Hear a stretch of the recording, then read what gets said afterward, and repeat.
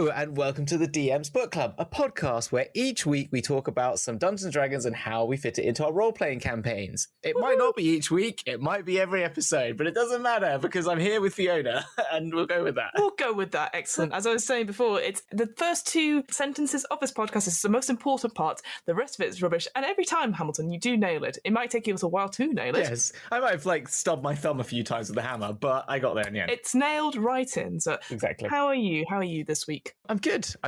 As we said in our first attempt at this, yes. It's all the better for reading some D&D and talking about some D&D. You were saying you've done a lot of reading recently, you were telling me. Yes, I have. So I tend to do a lot of non-fiction reading now. I think something about the pandemic, I just really struggle to do fictional reading now, but I don't know what that is. But as a result, I make lots of notes. So it is quite nice to be like, well, I'm now very prepared and I can talk to somebody about my notes rather than just keeping them in a file on my iPad and never speak about it to anyone again. Because I make notes on my improv books, I make stuff on my D&D stuff, even on other RPGs as well, though. Because I obviously do interviews with other game designers on my other podcast, Where. So yes, it's been very exciting. Bringing that in early. Look at that. Ooh, what's that? Oh, we'll talk about that at the end of the episode.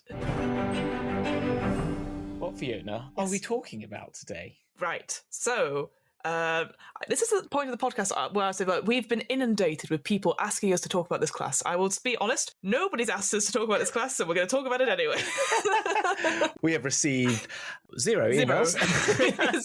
We're still waiting for your call.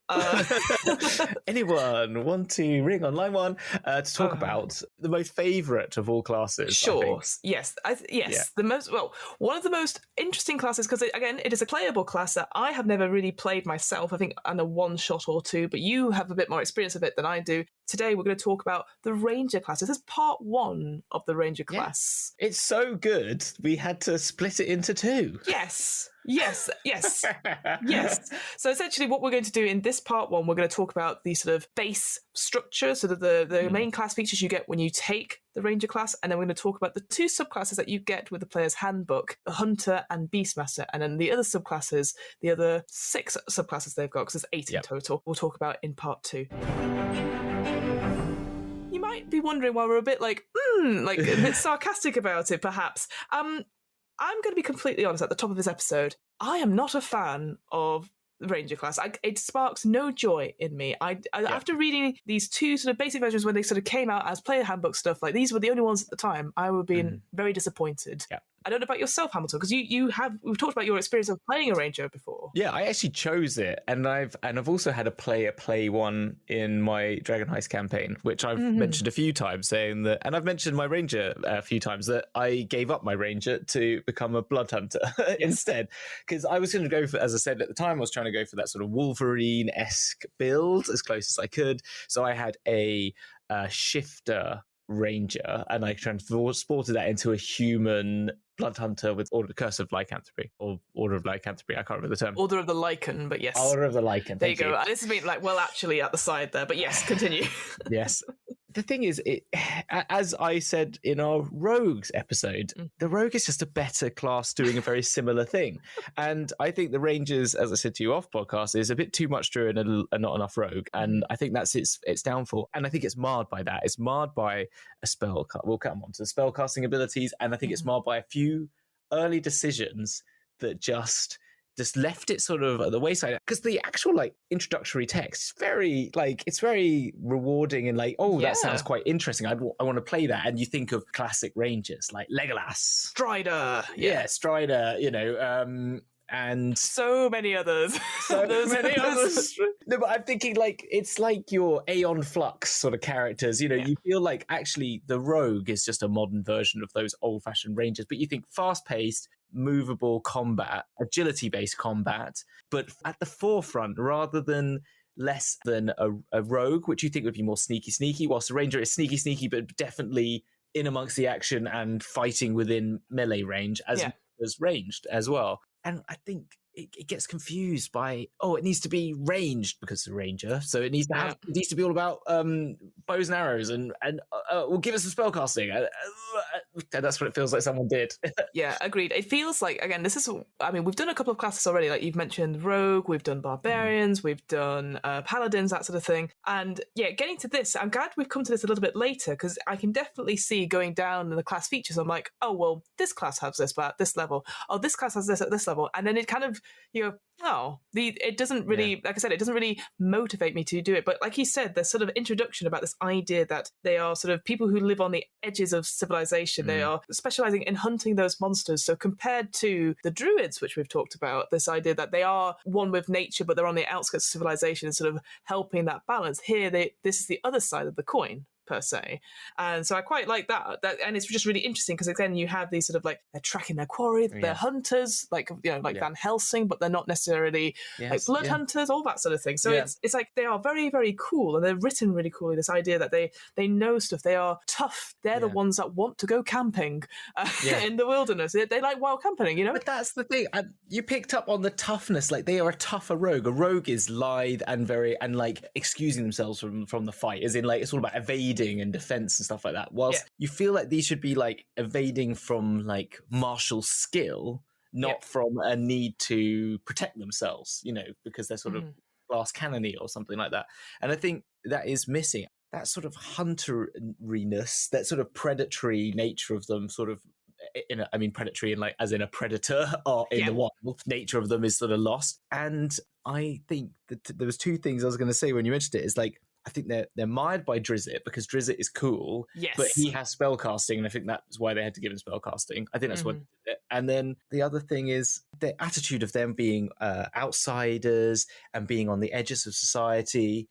When they bring that into a party, the rogue is always your rogue element, right? You've got a rogue, and they're like the jokes you hear, the memes all about the rogue who's going to try and pickpocket the wrong person, and up to like all the like probably questionable grey areas of the morals of the party. But the ranger just becomes the curmudgeon-y bore who's like, oh, I don't like being in the urban environment, and all that sort of stuff. And I miss my trees, I do. Yeah, exactly. I don't know. I think that just can sometimes also create a bit of a problem if you're playing them, because you're like, oh, you're always like you're always sort of fighting that. And I don't see why there's not an urban ranger class, which or a subclass to it, like or a really subclass to it, or just added flavor that just actually makes this, which is what the rogue is. So I don't know. We keep going back to it, and I'm sure like the fighter class as well. Once again, I know at some point we need to get onto that because that one is that can be easily flavored to do pretty much what a ranger does, I think, with certain bits and pieces. It talks about this idea of like, they can make a living as a hunter or as a guide or as a tracker. So maybe they get hired as part of the party to like track a creature that's been attacking the outside villages. And it's that idea of protecting the borders and protecting the outskirts of towns and stuff. But them themselves, they're not a part of either world. So I think that is an interesting element to play, and it's like that sort of fierce independence it talks about. This idea of like, oh, well, they are suited for adventuring. Therefore, I would say, similar to how we said with the Blood Hunter one being, that would be a really cool one-on-one solo one-shot. I think you could also do that with Ranger if they were like, I don't want to necessarily have the gothic horror elements on it. I just want to play a sort of a straight-laced, it's not the word I'm thinking of, but I know what you mean. Well, there's some things I was going to come on to later when we talk about the actual abilities, but that I'll bring that back up when we come to them, how that I think that would overcome a lot of the issues that I have with the way that they've applied benefits to this thing. I think we should also then re-caveat, which we started one. The reason we put this into part 1 and part 2 is this part 1 is going to be Empire Strikes Back, okay? Right? Okay? It's Empire Strikes Back. We're not going to have a New Hope. We've all had that because that was Rogue. The Rogue was a New Hope. This is... We're going off piece. This is an Empire Strikes Back where it looks like everything's going badly, okay? And then we're going to have our Return of the Jedi in part 2, right? Which is what... So I'm just carrying that to, if we feel a bit negative in this one and it looks like the Empire wins, the Jedis might win. They do, yeah. But you are completely right, because I think we're very aware that when we do this podcast, we're very silly about it. We're like, oh, I don't like this, and it's not necessarily like it's a bad thing. It's just more like we don't like it because we're flawed human beings, and that's okay.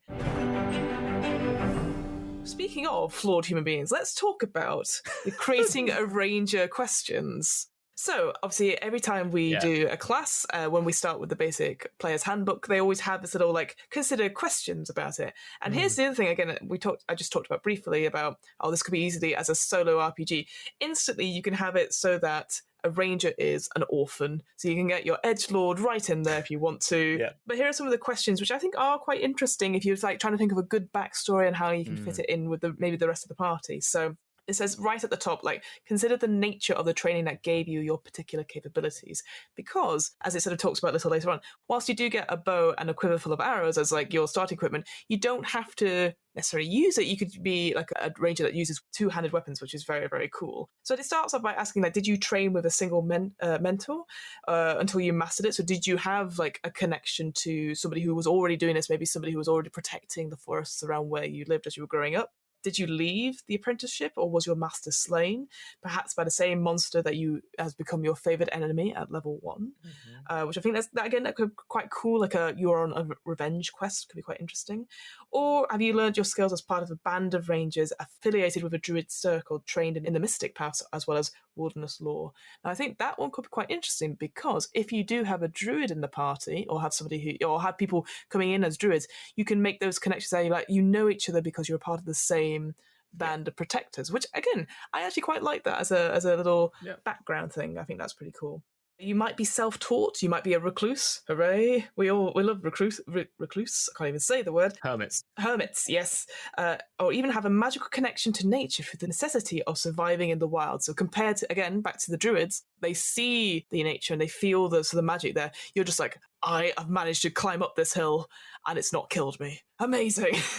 That's how I see that. That one is, I think, the self-taught recluse. Again, it just goes back to what we were saying earlier, wasn't it? About you could just be the really grumbly person in a party if you're not careful. A grumbly person. I love that. There's a lot of stuff about what your certain kind of enemy that you particular hatred of. Did a monster kill someone you love to destroy a home village? That's my one. Wasn't a monster. It was just people did destroy my village, and that's I went down that classic trope. Is your adventuring career a continuation of your work of protecting the borderlands, or some sort of significant change? You could imagine you're a border, ranger that's sort of out in the 10 towns, always off protecting it from yetis or something like that. I don't know.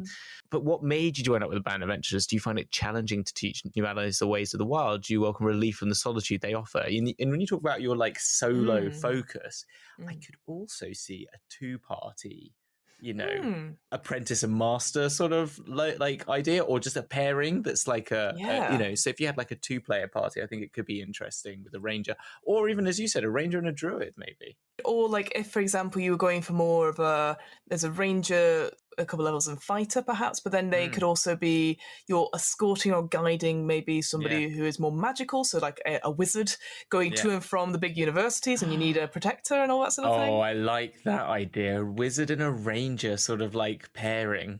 That Netflix series, you call me, I'll write it. Yeah, I'm doing it now. I'm writing it now. And I do think one question that does stand out quite a bit, which plays into, you kind of mentioned a bit, the sort of favourite enemy stuff. It's what is the source of your particular hatred of a certain kind of enemy? And that idea that you, obviously later on, you get favourite enemies because you know more knowledge about them.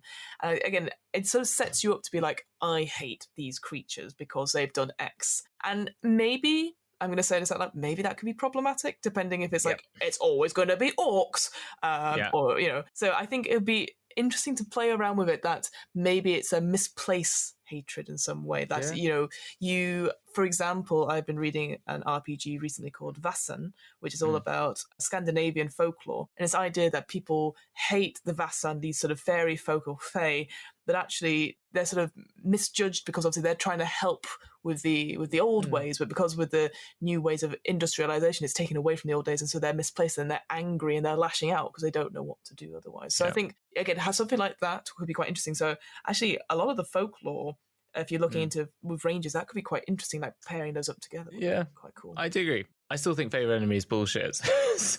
Yes, yeah. Well, before we go on to favourite enemy and stuff, we'll just say if you wanted to do a quick build, ideally you put dexterity as your highest ability score, which makes sense because obviously, if you're presumingly you're going for your classic default ranger, which will be probably shooting with a bow and arrow, followed by wisdom, which would be your spell casting modifier on that.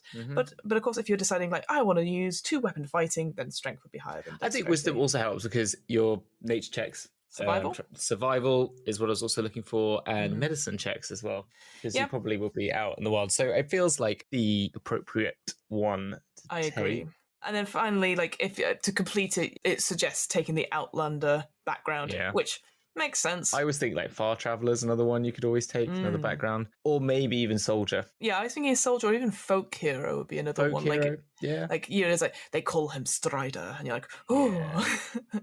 Saving throws, strength and dexterity makes sense, and then skills, you can choose any 3. I think that's the only... I don't know if you can pick 3 in general from classes. I can't remember off the top of my head the early ones, but animal handling, athletics, insight, investigation, nature, perception, stealth, and survival all makes sense. All great. The hit dice as well being a d10 nice and high makes that point that I was making against a rogue. They are a bulkier being generally than in terms of more constitution. The weapons, as you said, simple and martial, obviously, so it puts that in.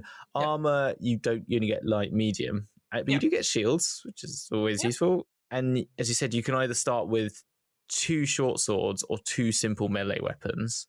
A dungeoneer's pack or an explorer's pack, and you always do get your longbow and a quiver of arrows, as you said. So you could be either or, can't it? Like you're like, I fight, and now I leave, and now I shoot. So you've got all those options as well. So I will say this: if you are planning to play a ranger, you don't have to just stick to longbow. You can mix it up a little bit.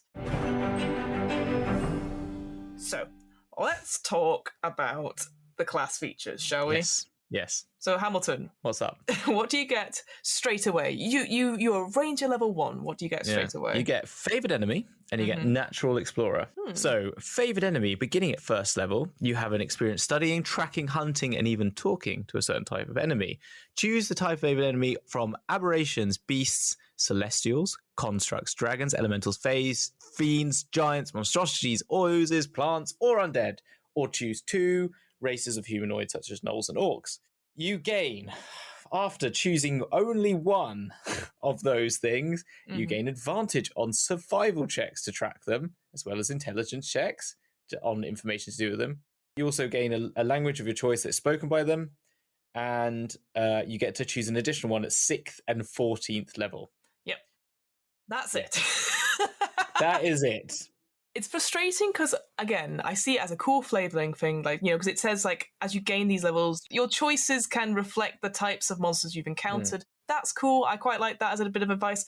But yeah, it's like, so what? So what? Why can't it, what? It feels like, okay, you can track your favourite enemies. I just feel like even favoured enemies is a misnomer. I feel like they're not your favourite enemies. They're probably people that you don't like. No, I know. Yeah, well, let's talk about the next one, and I'll talk about how I think you can alter this. The next one is a natural explorer. You're particularly familiar with one type of natural environment, which is Arctic coast, desert, forest, grassland, mountain, swamp, or the Underdark. I think what they're missing from that is urban. It really annoys me that it's not in there, but I add it. When you make an intelligence or wisdom check related to your favourite terrain, your proficiency bonus is doubled if you're using your skill that you're proficient in. So, survival in this area, investigation. Difficult terrain does not slow your group's travel. That's good. Group can't become lost except by magical means. Useful. Even when you're engaged in another activity while traveling, you remain alert to danger, which is, again, also, but it really takes a particular type of campaign. Again, back to what you said. And the same with the favoured enemy. If you're traveling alone, you can move stealthily at a normal pace. But that's if you're traveling alone. Thanks, mate. Yeah, if you got the wizard behind you.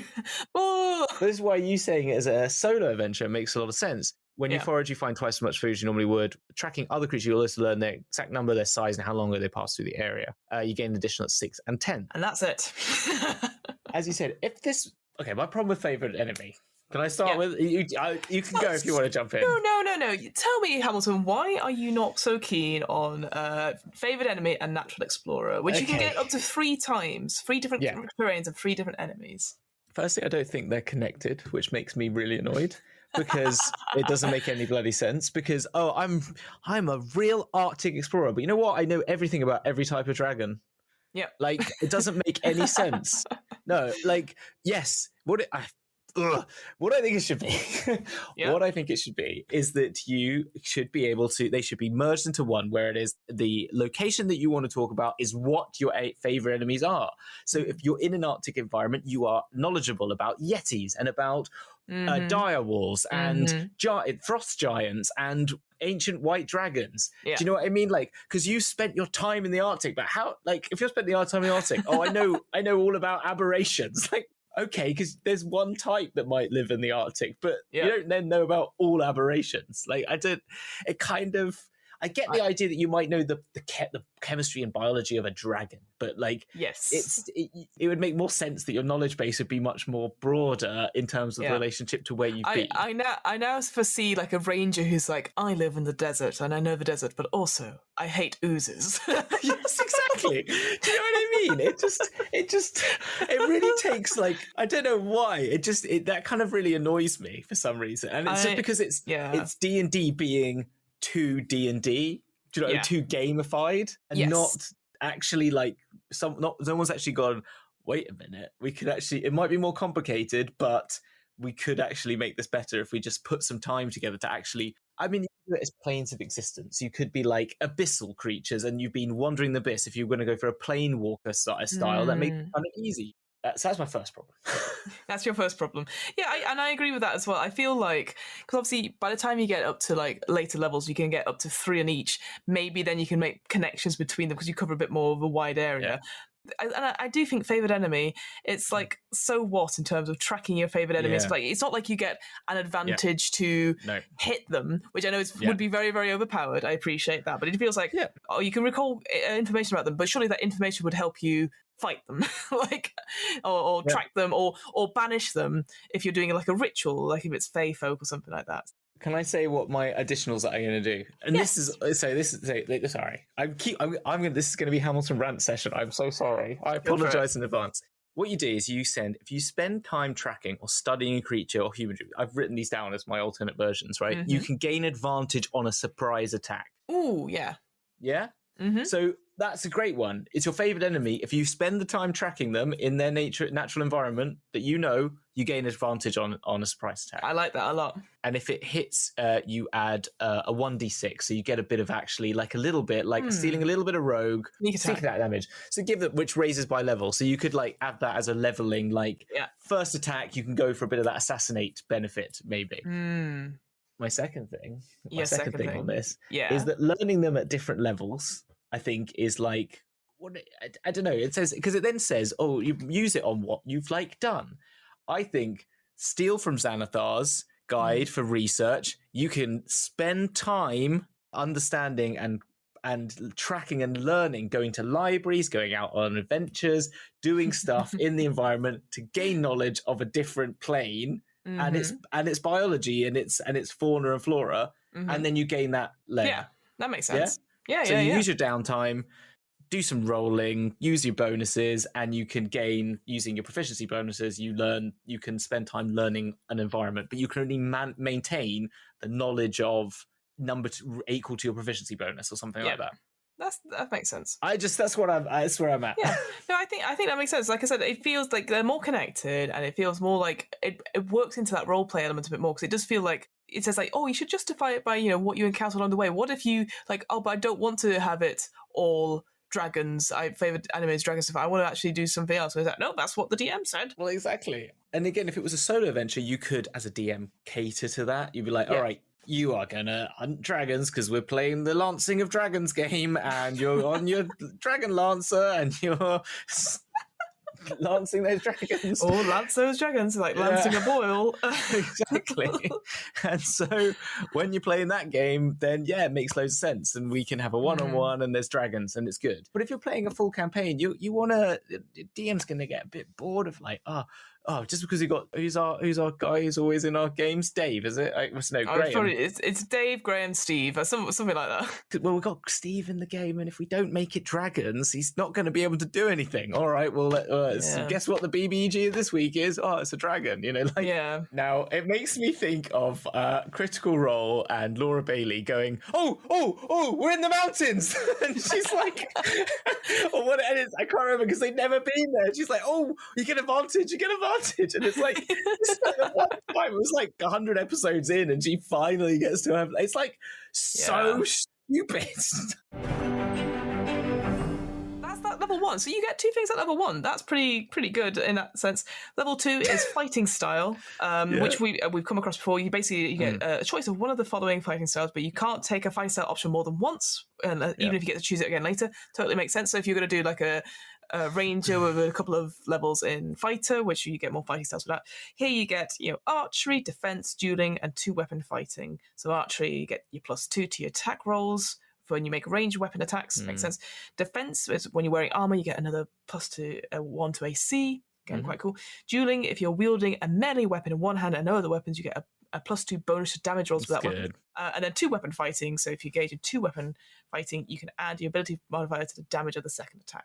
Again, that's why very cool. It's really good actually because it's basically 2 attacks. It's basically 2 attacks at level 2, essentially, right? Yeah, which is really good. And actually, if we're going for DPS, then that is the one to go for pretty much. And I think, what else do you get? What else do you get at level 2? Well, hooray, everyone. It's our favourite. It's spellcasting. Huzzah!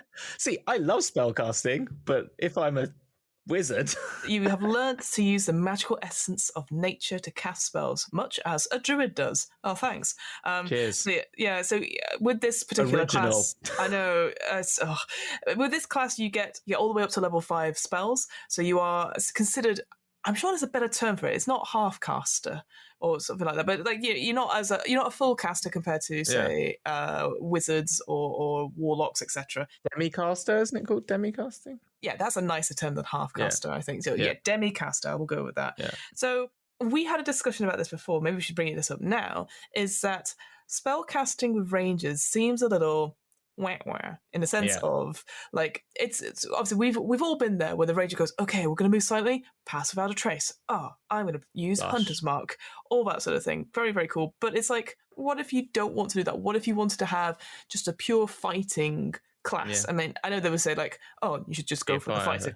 Yeah, but like I feel here it was something that you were saying was like maybe we should just have a full subclass like the Arcane Trickster, which is just spellcaster. Take the druid out, put it as a druidic focus subclass. Take Hunter and put that all in basically as standard. Swap it out. So. I think the spellcasting is the biggest mistake they made. I think it's because, and you can tell what it is. They're like, oh, it's not different enough. It's either going to go down the rogue thing if we just give them pass without a trace as a standard and Hunter's Mark as a thing. Well, that's basically like either the fighter taking a fighter class or taking the thing. And I think they thought, oh, chuck some spellcasting in there. And having a quick look at the sort of the spells you get, like again, this is just from the D&D Beyond the spellclass rangers list. You get stuff like Hail of Thorns, Hunter's Mark, Snare, Zephyr Strike. They're all sort of bonus action stuff, so they add damage on, which is nice. Don't get me wrong, it's nice, but it's a bit like. And stuff like Healing Spirit as well, which is a very, very good spell. Lesser Restoration. So you could be like a more of a healing type class. So maybe if you were only playing two people or yourself, then you would be like, oh, I do want a few spells so I can heal myself, like, in case you don't have a cleric or anything like that. My thinking is, it's like when you think of like paladins, right? Paladins are basically clerical fighters. Yes. Yeah. And so like someone might say, oh, this is a roguish fighter, when a rogue is really just a roguish fighter anyway. And this is meant to be, and they've added druid in this to like make it the thing. The thing about a paladin, it has one particular thing to it that is so particular and so fun and so much lore and so like as in like so much flavor to it. But there actually isn't a lot of like individuality to it, but the component parts for Paladin make something very special and something people love to play. And the thing is the smite. Everyone is. It's the smite and the auras, and it is some of the aura things because it makes them more tanky than the average fighter. But it's the smiting. It's giving you a bonus action to be like, I've got a sword and I also shoot lasers out of it. That's basically what it is. I cast basically a holy flame as I beat people away. And they also with the auras as well. That it's not just for them, but it's also for the other people around them. Exactly. And so they try to do this with like giving you benefits like pass that trace, which affects the whole party. But they haven't done enough of it, and they haven't made it like you should be this amazing tracker, amazing hunter of beasts or man, or whatever. Like anything could be, like any sort of like creature. It doesn't have to be. It could be humanoids, is what I mean, or it could be like humans themselves.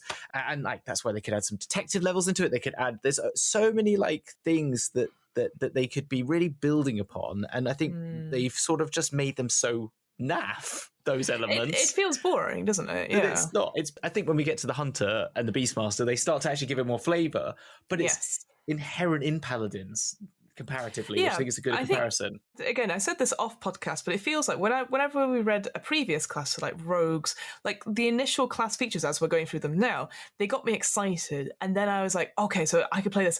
Ooh, I don't know what subclass I want to play. Whereas reading through the ranger stuff, I'm like, okay, it feels like a half class. It feels like it's not complete. And then we go to the subclasses. I'm like, oh, now this makes sense, etc. You said it would be quite cool to have stuff like Hunter's Mark, I guess similar to Divine Smite, right? Just to be like, you have it a number of times and you can use it a number of times or spell slots like that. But it's and say pass without a trace. Exactly. Just use it as a number of times, maybe as your proficiency bonus. Yeah. And it just increases, because that's quite cool. Or and it's always spells that you can use.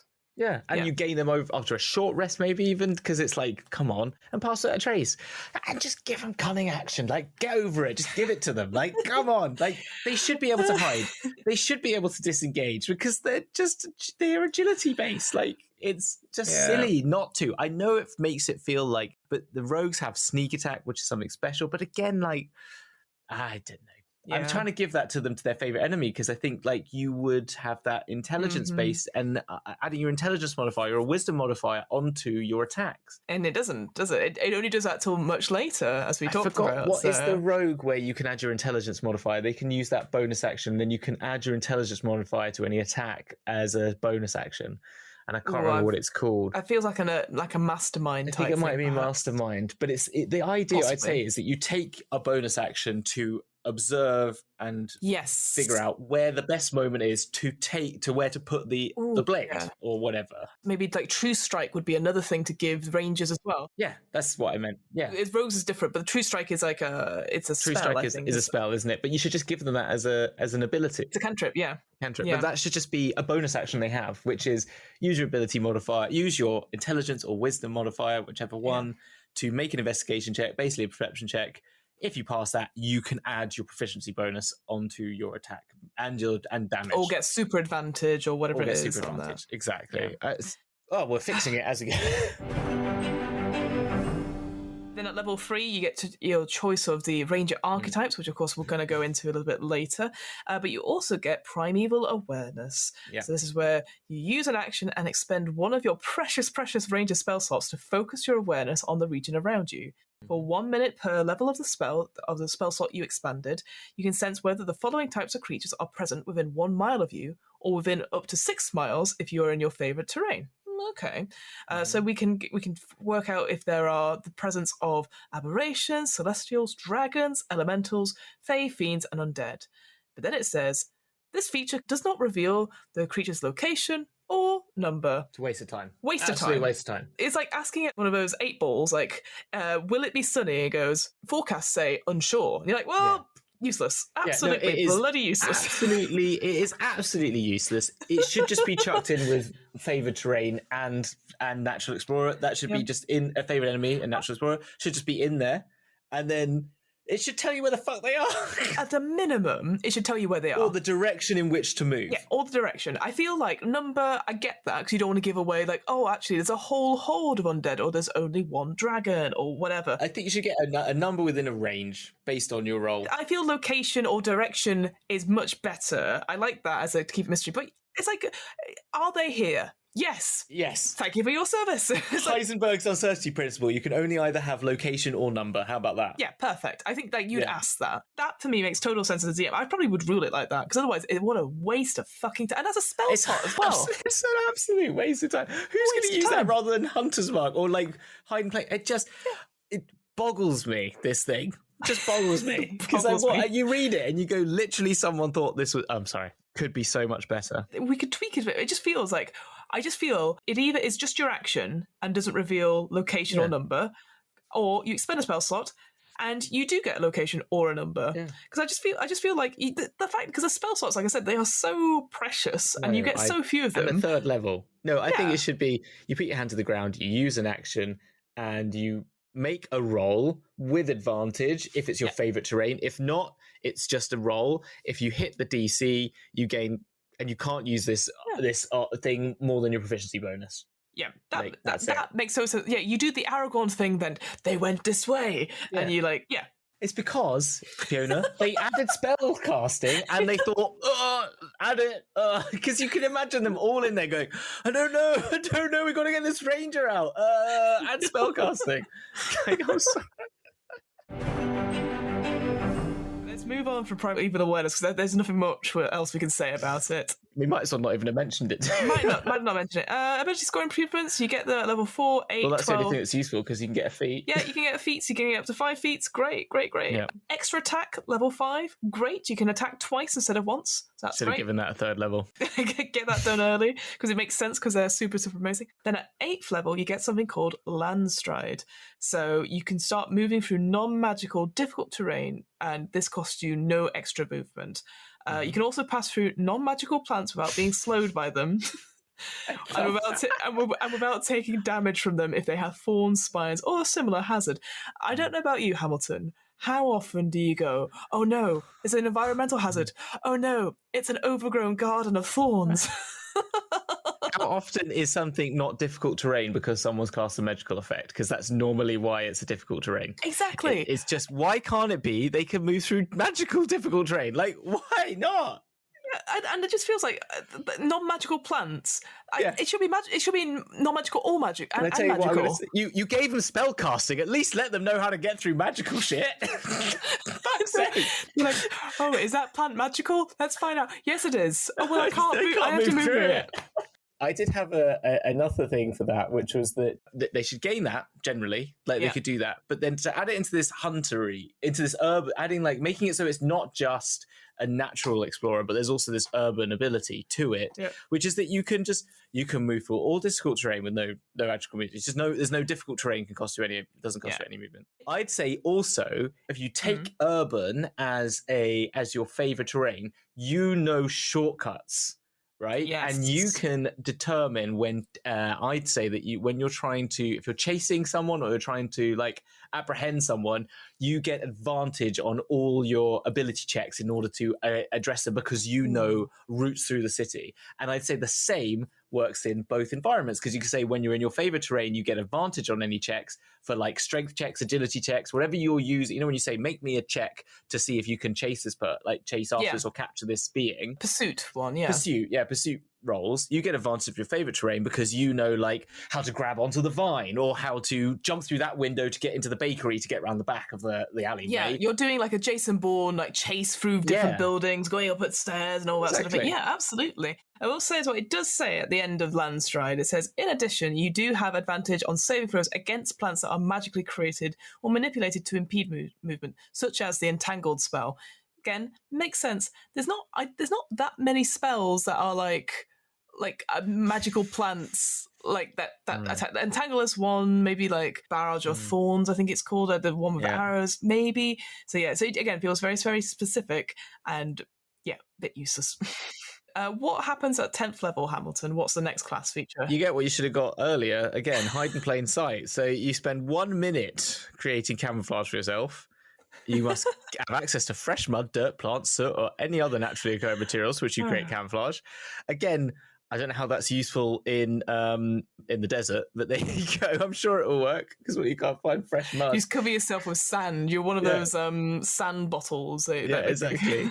No, but okay. Once you camouflage, you can hide by pressing yourself up against a solid surface, such as a tree or wall. As tall as wide as you are, you gain plus 10 bonus dexterity checks as long as you remain there without moving or taking actions. Once you move or take an action reaction, you must camouflage again to gain this benefit.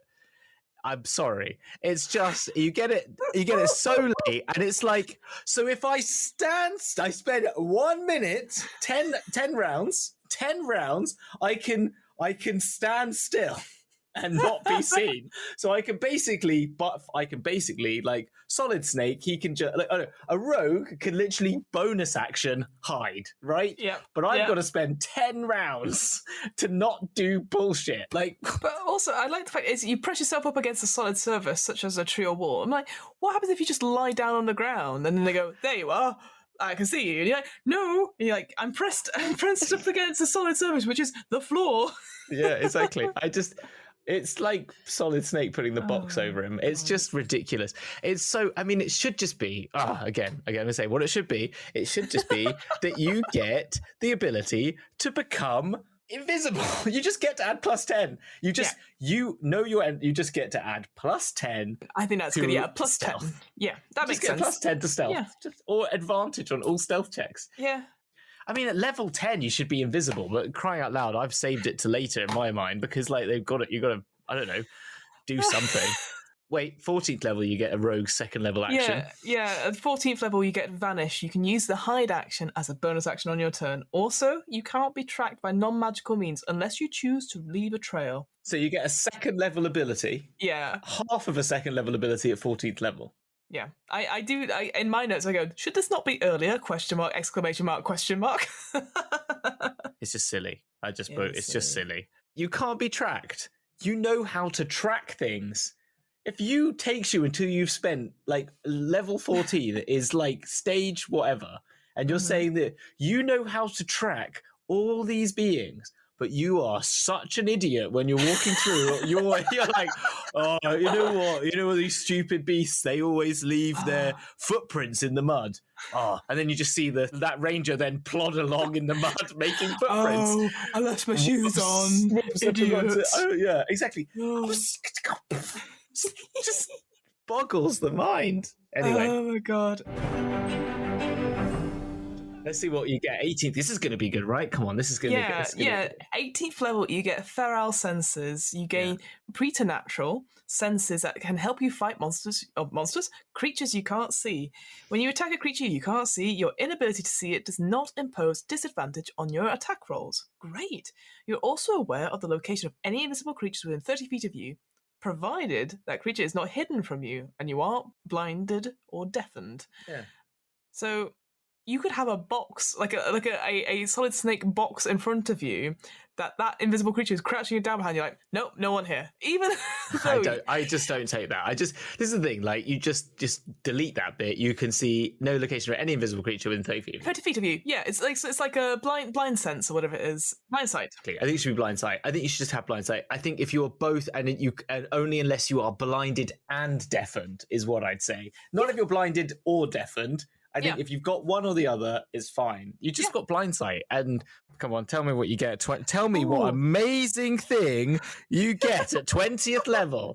Tell me, Fiona, how they turn it all around at the 20th level. Or do they? Is this the moment where we get a hand chopped off by Darth Vader because you find out that they were your father all along? What is it? Wow, what a roller coaster! And spoilers for that film. It's like 50-year-old film. Yeah. So we've said this before. When we get to 20th level, sometimes the class feature does let us down a bit. This is when they went, oh fuck it. Yeah. So at 20th level, it describes it as you become an unparalleled hunter of your enemies. Oh, this sounds good. This sounds good. It does sound good. Yeah. Once on each of your turns, remember you've got 2 attack actions. So you can do this once on that attack action. You can add your wisdom modifier to the attack roll or the damage roll of an attack that you make up against one of your favoured enemies. And you can choose to use this feature before or after the roll, but before any of the effects of the roll apply. What a lot of horseshit. What an absolute waste of time on one of your attacks, of which you only got 2 because they only give you 1 extra attack, or maybe you've got 3 because you've used 2 weapon fighting.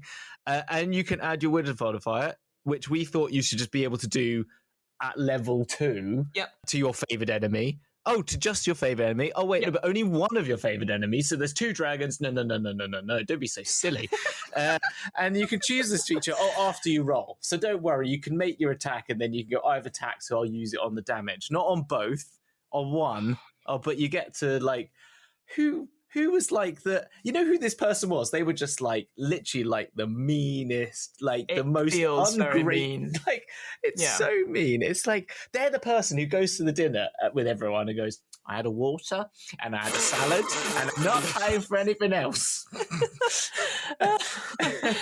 Oh, you've really been to some of my dinners then, haven't you? Oh no, Fiona, are you that person? No, I'm not that person. But yeah, it's. But yes, I am. No. This is a bit of a letdown. This level 20. Yeah, at this point, we've said this before when we've done classes. You should be. This is your cool moment. You are fucking unstoppable, and the DM should be applauding you and making it like work for you. And so it's like, yeah, you know what? Do it on both your attacks. Add your wisdom modifier to the attack roll and the damage roll, and it's not just against one of your favorite enemies. It's against all of your enemies. Yeah, no, fuck it. I think. Exactly. And that should be 18th because you should have got 18th or 14th. You should have a third attack. And at level 20, you should be able to go freaking invisible and have dragon sight. Or true sight. Not even dragon sight, because that's ridiculous. Dragon sight is ridiculous, but true sight. Like you should be able to see anyone who's being invisible anywhere within your range of vision. You should be able to see like a freaking hawk, like 120 feet by now anyway. And you should be basically invisible. Like, unless someone has got dragon sight, true sight themselves. Like, you have true sight. You can see through all illusions, all masking. You can't be tracked. No one can find you. You're a fucking... You are a phantom. No, but literally you should be. Like, you're level 20. A wizard can rewrite the history of the world with a single spell. And you get to get a wisdom attack roll. Just like, it's just... Who balance this? So as you can tell, we're not a fan of the basic ranger. I'd love to find out if the person who wrote this is listening and goes, it was me. And yes, I do want people to pay for the appropriate food at all dinners. But with that out of the way, because I think that's important to have that as the basic structure of like what the ranger class is. Let's now go on to the two subclasses that we're going to do for this episode. Let's go on to the fun one first. So this is like what I would call a shit sandwich. So we've done the first layer of bread. We're now going to go for the tasty filling, and then we'll come back with the next subclass, which is Beastmaster, for the final slice. I also wanted to make the note that in Rangers Part 2, we will then talk also about the changes made in the optional class features, I assume then, as well as the changes they made to these classes as well then. Yeah. That sounds good. Just to clarify to people at home if they're wondering, because then if you are looking at some D&D Beyond, you will then see some optional class features if you're following along with us at home, and we will talk about those next, because that's when we get our Return of the Jedi moment. Let's talk about hunters then. So this is the idea, this archetype where you accept your place as a ranger, as sort of that between the civilization and the terrors of the wilderness. You are like the last stop. You are the last hold, essentially. And you walk the hunter's path. You specialize in techniques for fighting the threats you face, from the rampaging ogres and the hordes of orcs to towering giants and terrifying dragons. This is cool. This is where your damage comes in. This whole class is basically you are fighting monsters. This is literally your job. You are the Van Helsing.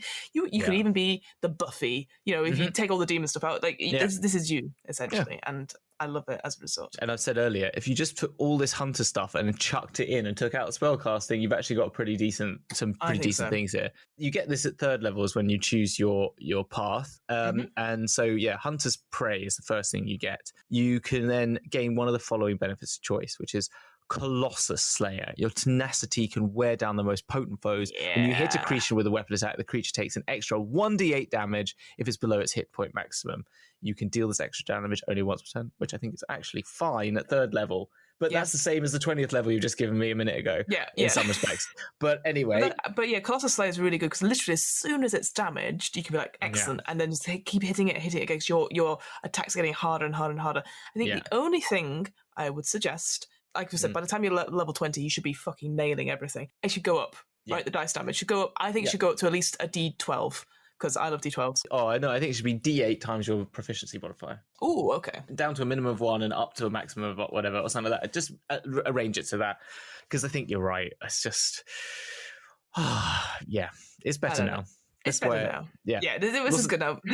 This is good now. Then you get Giant Killer with a large creature within 5 feet of you hits or misses you with an attack. You can use your action to attack that creature immediately after its attack, provided that you can see it. Cool. I think that's pretty good. That makes a lot of sense. Use of reactions is good. The fact that it can hit you or miss you, which is good. Sometimes, because stuff like Sentinel, it's that sort of feat. That's when it's trying to hit somebody else, and when it misses that. So sometimes you're like, well, this is like, oh, it's going to aim for me. I'm going to be very, very close, and then it misses or it hits, and you're like, great, I'm now going to hit you. It's just it makes total sense that you're ready to fight with that. This is where reminds me of my other idea I had for Rangers, to give them something very unique, and this is something that I've never quite figured out the rules for. But what if they could use their reaction all the time to do an additional attack at any time? Because that would be something like, bonus actions are the realm of rogues. What if we gave Rangers the reaction? Because they are so fast, so immediate, they have this ability to use every turn a reaction as a reaction roll to make another attack.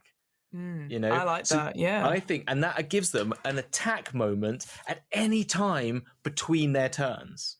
Okay, you can use it on your turn, but I don't think maybe you can't even use it on your turn. But the whole point would be you get an additional attack action on your reaction, and you can use that action to do any actional thing. So that could be hide, disengage, or I'd even say add something like use your reaction to do something like a Sentinel. Like, you can take the damage from someone else. You can avert and you can go in the position of someone else. So you're jumping around the battlefield in and amongst your turns, and I make that feel so much more like a ranger. With that reaction, then, would you say it had to be if you're using the reaction to attack? Would that be a melee attack, or would that be any kind of? I think you would even say it's any kind of attack. I feel including spells. No, because I wouldn't give them spells. Yeah, I thought so. But I think it would be I don't think you can use a spell slot, but I think maybe you do. I mean, maybe that would add I think I would go for melee or ranged weapon attack. I think that makes more sense, because you are reacting so quickly to the thing. Like, it makes sense if you're like, again, we're going to go back to the Legolas archer on this, where you're like pew, pew, pew, pew, pew, like just shooting on the other side. But I think you would also be able to use your disengage or defense. You could take a defensive stance as a reaction. So if you know something's about to attack you, you can make a reaction to make defense, because it allows it to be flexible. Like, so the rogue has to consider in advance, right? This is the point about rogue, is that rogue is thinking ahead and has to go, okay, I'm going to use my bonus action to hide. And I'm going to use my bonus action to disengage. I'm going to use my bonus action to defend. It's very important the order they do that in, isn't it? So. Whilst what you do for the rangers, you give it as a reaction, because then they can be like, I've got the ability to do another attack, and you can save that, and you could waste it now, or you could hold on to your reaction because they might hit me. And so you might leave it to the last minute and go, I'm going to do an extra attack. Fuck, they hit me. And I wish I'd done my defense. Or I'm going to hide, or I'm going to intercept. I think would be if within a certain amount of feet. I like that. Yeah. Then the final thing, just to say on the Hunter's Prey one, because we didn't mention it, is the Horde Breaker. So that's once on each of your turns, when you make a weapon attack, you can make another weapon attack with the same weapon against a different creature within 5 feet of the original target and within your range. So that's pretty cool as well. Like, if because then you're in like the heat of battle, you've got all your various enemies like on the battlefield, and you can just like do 1, 2. So it just increases that amounts of attacks that you do, which I just think is so good, and that's free as well. Yeah, exactly. I think that is really good. I think all 3 of those Hunter's Prey ones, like, I think most people, I would say, tend to use Colossus Slayer because that's like more damage. Yeah, it's the first time I've seen a subclass feature where I'm like, well, all 3 of these are pretty decent. Yeah, they are. I guess it's because all 3 of them are, here's an extra attack, here's some more damage, rather than your speed increases by 10 feet, which I'm like, that's boring. I think they could make a few more of them and say you gain 1 at 3rd level, 6th level, and 10th level, and you can choose. Oh, yeah, so you can add it. Oh, that'd be quite cool. I'd like that idea. Because if you didn't have the spell casting, you need more things. You could add the hide in plain sight as some Hunter's Prey stuff. You could add in maybe more stealth-based things. You can gain 1 at 3rd level, 1 at 6th, an additional at 6th level, at 10th level, and maybe you can change them or something like that at those levels. But I think that would be a really cool, because then you could be like, okay, I'm going to go down the sort of Horde Breaker, but I also want the Pass Without a Traceness or something like that, and I don't know, and the Hunter's Mark as an additional bonus point thing. Or I'm going to go for DPS, which is going to be like Colossus Slayer on top of Hunter's Mark, on top of something else that's like a more attack heavy thing or something. Yeah. All right, at 7th level, you get Defensive Tactics. So you gain one of the following features of your choice. You get Escape the Horde, where opportunity attacks against you are made with disadvantage. really good. Yeah. If you're not going to use your action to disengage, obviously if you're using the classics way of doing it, that's quite good because then you just like out of there. Multi-class defense. When a creature hits you with an attack, you gain a +4 bonus to AC against all subsequent attacks made by that same creature that turn. Again, that's very useful higher up because no doubt you'll have the big boss and it's like, I'm going to focus all my attacks on you. Oh, you know, that hits. Okay.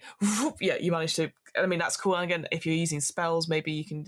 I don't think you can get shield now that I think about it with rangers, but never mind. And then finally, you get Steel Will. You have advantage on saving throws against being frightened, which I think can be useful because obviously you got stuff like obviously dragons have frightful presence. You know, legendary creatures do have that, so anything extra like that can be useful. But I think one of the first two I would probably go for. So Escape the Horde is I think because that one's such a good one to have, and the multi-attack defense one. If you're really in there within the fight using the two-handed weapon fighting, then yeah, go for that as well. It makes so much more sense. Again, all this stuff is so much more flavored to what a ranger is. And so it's just it's really interesting. Exciting, isn't it? Yeah. It is. At 11th level, you get multi-attack. What? You gain one of the following features of your choice. You can either get volley or whirlwind attack. So volley is that you use your action to make a ranged attack against any number of creatures within 10 feet of a point you can see within your weapon's range. And then it's like, you must have ammunition for each target.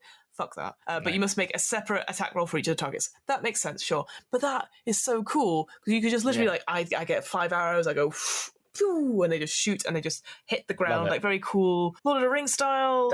Again, this is so much more ranger. Like this is where it becomes fun. And a whirlwind attack. You can use your action to make a melee attack against any number of creatures within 5 feet of you with a separate attack roll.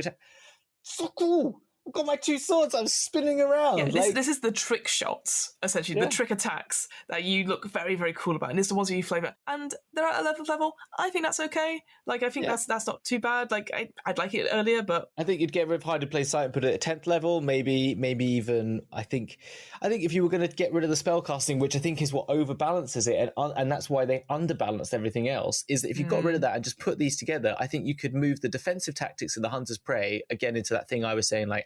You get those 5, add them up, and a couple of the spells that we think are good, and put the multi-attack, maybe even instead of extra attack early on, and then extra attack afterwards, might be even more fun, because it's then you're flavouring it earlier, instead of just going down the, I'm a fighter, here's an extra attack roll.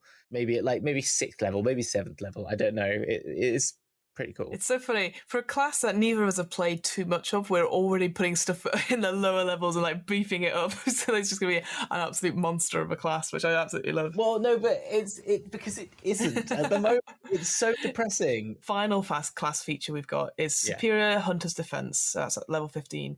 And again, you gain one of the following features of your choice, 2 of which we've seen before. And you get them automatically. You get Evasion, Area of Effect, dodging, essentially. You make a dexterity saving throw. Only 2. If you succeed, you take no damage. Don't succeed, you take half damage. Uncanny Dodge. So when an attacker hits you with an attack, you can use your reaction to halve the damage against you. Which again, they're both rogue features. Yeah, I just think it's silly that you one of your choice.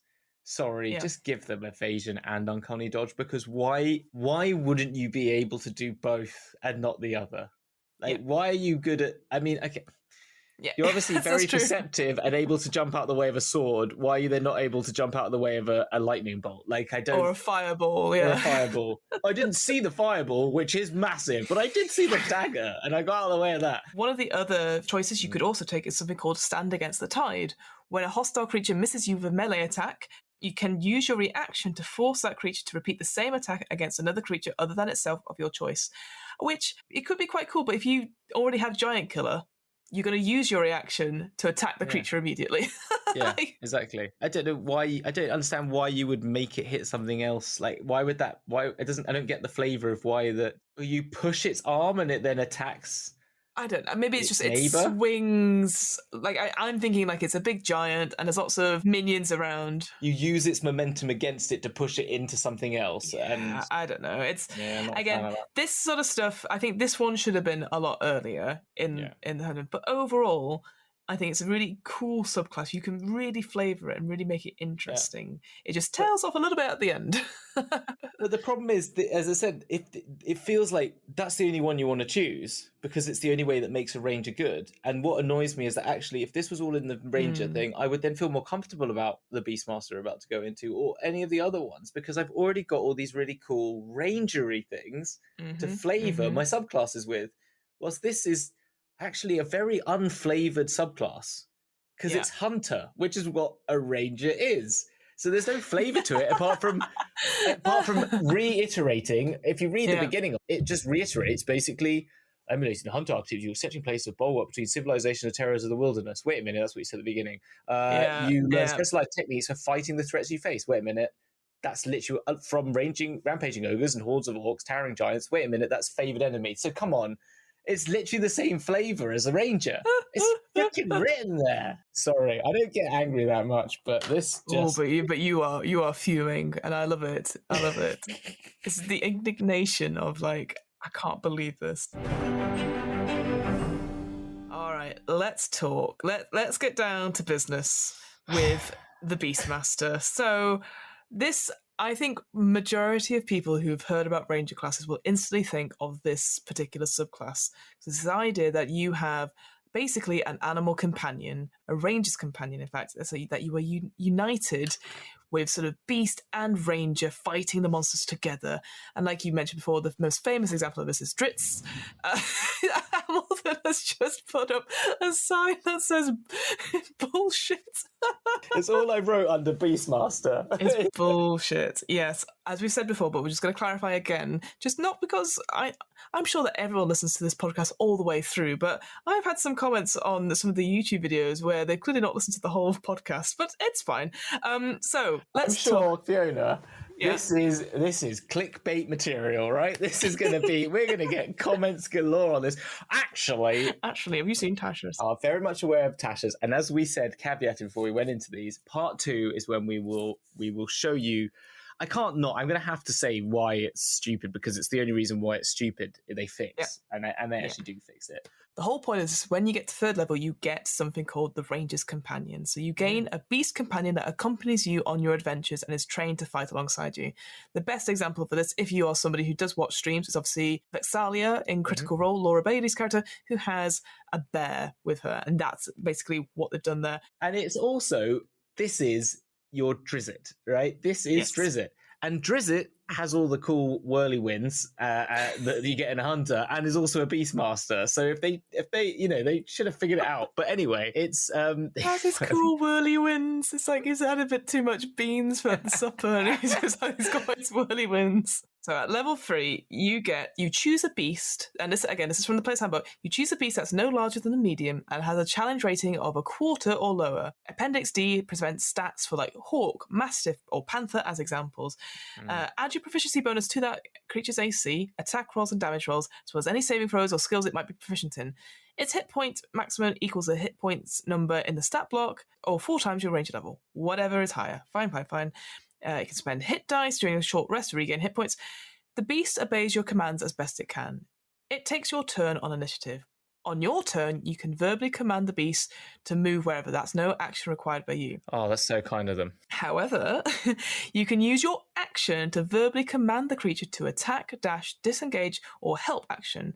If you don't issue a command, it takes the dodge action. Once you have the extra attack feat, so at level 5, you can make 1 attack weapon yourself when you can command the beast to take the attack action. So that basically what it's saying is that you can choose whether you shoot an arrow yourself, or if your panther goes up and mauls someone.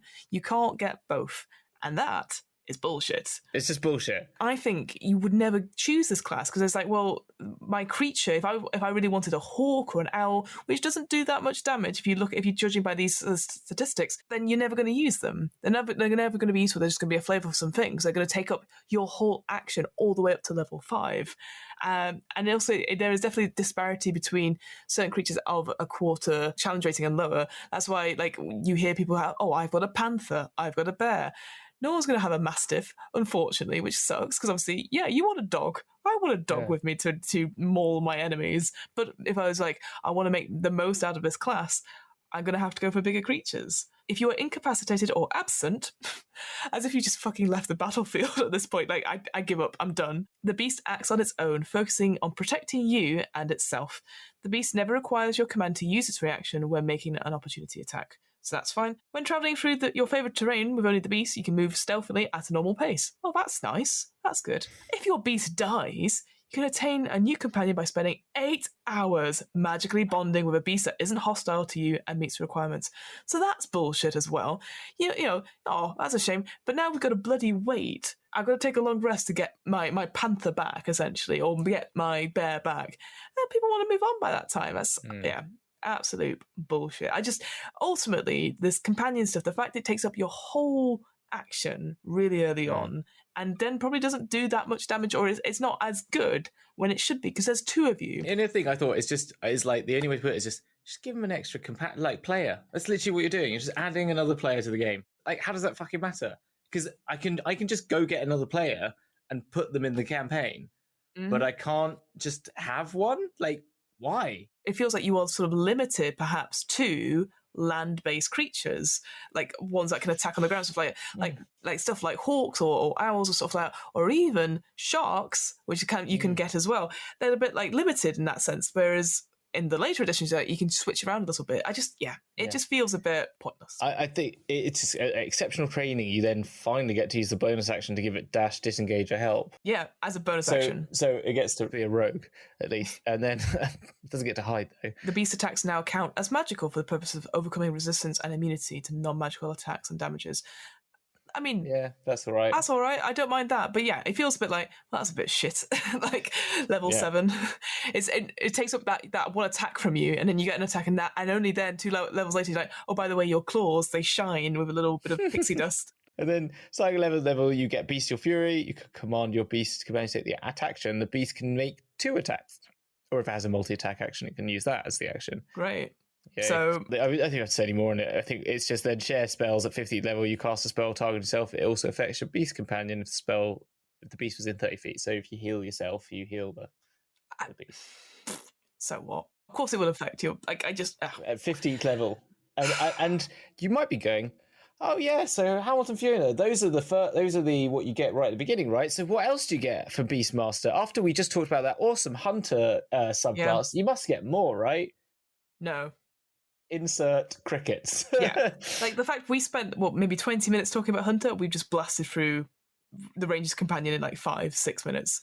That's literally, because obviously all the stuff, it makes sense that all the stuff would be about your animal companion, like, you beef that up a bit, but you don't get anything. Like, there's not even like anything. There's nothing like, oh, you get advantage on saving throws or something like that. You're in the forest and you can call upon the beasts of the forest to fight for you. Like, where's my horde of squirrels that's going to come and attack everyone? Like, Jesus Christ, you're the Beastmaster. You should be able to, like, you're in front of the dragon and you can command the dragon to understand it and kneel before me, and then you ride off on the dragon and it's like, oh my gosh, what's going on? Like, that's what it should be, not like oh my gosh, what's going on, says the rogue on the back of the dragon. Exactly.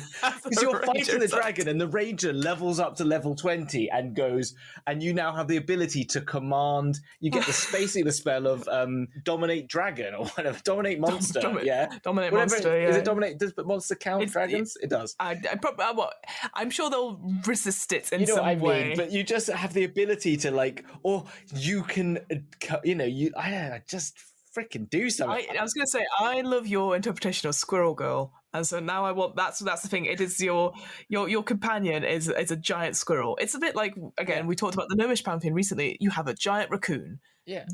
No one mentions it that you have a giant raccoon. Yeah, but exactly. And I think get a companion, great. But then on top of that, your animal handling is like plus 10 to animal handling. You should be able to communicate, talk to all nature. You should be able to communicate you should gain the spell immediately, talk to whatever it's called, plants, and animal friendship, talk to plants, animal friendship, and communicate with animals or whatever it is. And then you should be able to get divination, some sort of divination thing from that, and walking through trees, the tree walking thing. Tree walking. I think find steed would also be a cool one. Like, I want a stag.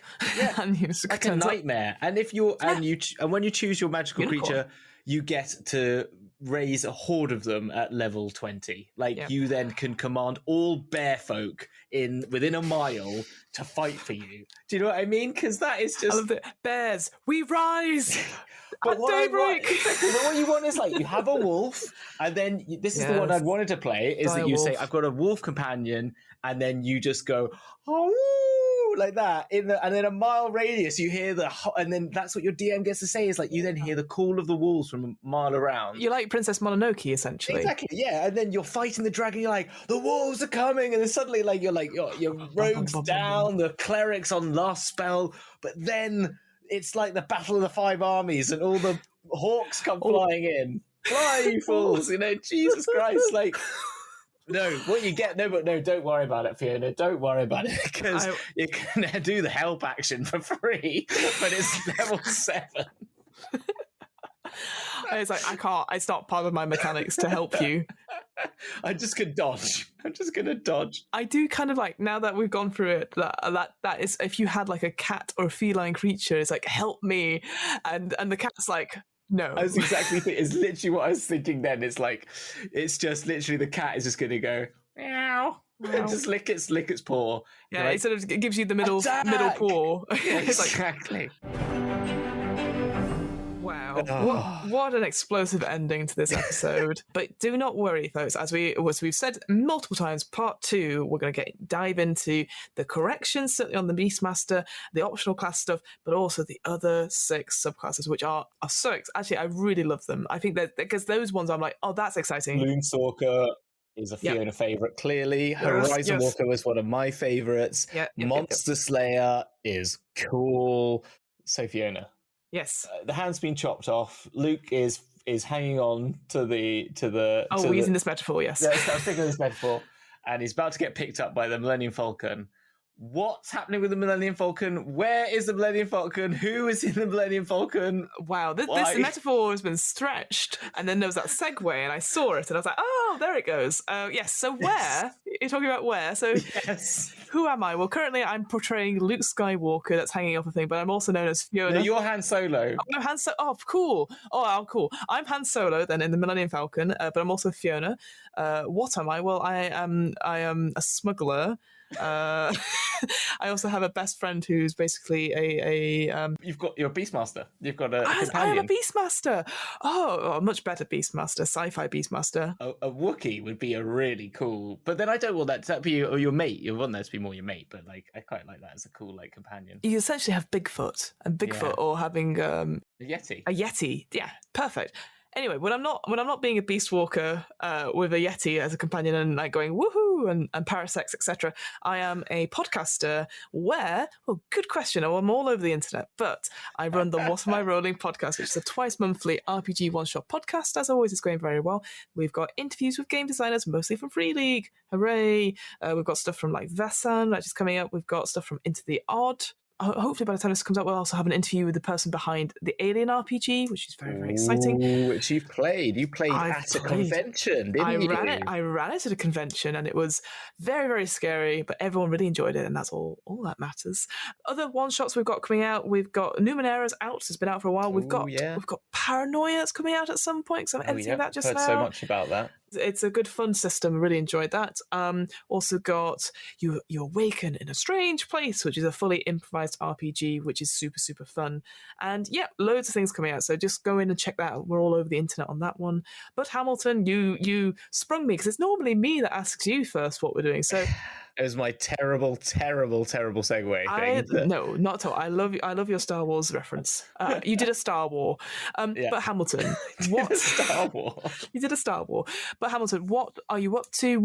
Where can we find you if you're not on DM's Book Club? You can't really find me out apart from on Twitter, just hanging about at the Dragon DM chatting crap, because I'm making stuff. I've got a Mortborg thing that it's so close. We've got a first draft of the edit. Yes. We've got some nice little things happening. I don't know if you've had a look in our chat. Had a quick look. Yeah, Very exciting. Yeah, there's some nice stuff there. I'm looking forward to some funky effects to be added on. It's probably out now, but yes, I'm doing Walkie Walk. It's called Theatre Macabre. We are playing a slightly edited version of Graves Left Wanting, if anyone knows that.